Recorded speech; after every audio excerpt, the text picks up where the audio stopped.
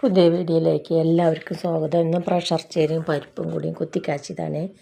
ചീരയൊക്കെ നല്ലപോലെ കഴുകിയും ചെറുതാക്കി അരിഞ്ഞ് വെച്ച് കുറച്ച് പരിപ്പ് കുക്കറിലേക്ക് ഇട്ടെടുത്ത് കുറച്ച് മഞ്ഞൾപ്പൊടി, ഒരു 4 വെളുത്തുള്ളിയും കുറച്ച് വെള്ളം ഒഴിച്ചു പരിപ്പ് നല്ലപോലെ വേവിച്ചെടുത്ത്.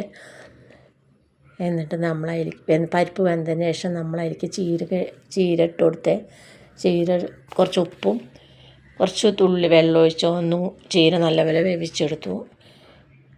അങ്ങനെ ചീനച്ചട്ടി അടുപ്പത്ത് വെച്ച് അതിൽ കുറച്ച് എണ്ണ ഒഴിച്ച് കൊടുത്തു. കുറച്ച് കടുകും 2 ഉണക്കമുളകും വേപ്പിൻ്റെ ഇലയും ഇട്ട് കൊടുത്തു. ഉള്ളി, പിന്നെ ഉണക്കമുളക്, വെളുത്തുള്ളി മിക്സർ ജാറിലിട്ട് ക്രഷ് ചെയ്തെടുത്ത് വെച്ചാണ് അതും അതിലേക്ക് ഇട്ട് കൊടുത്തു. അതിന് ഉള്ളിയൊക്കെ നല്ലപോലെ മൂത്ത് വന്നതിന് ശേഷം നമ്മൾ പരിപ്പും ചീരയും കൂടി വേവിച്ച് വെച്ചത് ചീനച്ചട്ടിയിലേക്ക് തന്നെ ഒഴിച്ചു കൊടുക്കുകയാണ് ചെയ്തത്. അങ്ങനെ നമ്മുടെ പരിപ്പും പ്രഷർ ചീരയും കൂടി കറി റെഡിയായാൽ ലൈക്ക് ചെയ്യാനും സബ്സ്ക്രൈബ് ചെയ്യാനും മറക്കരുത്. നാളെ നല്ലൊരു വീഡിയോ ആയിട്ട്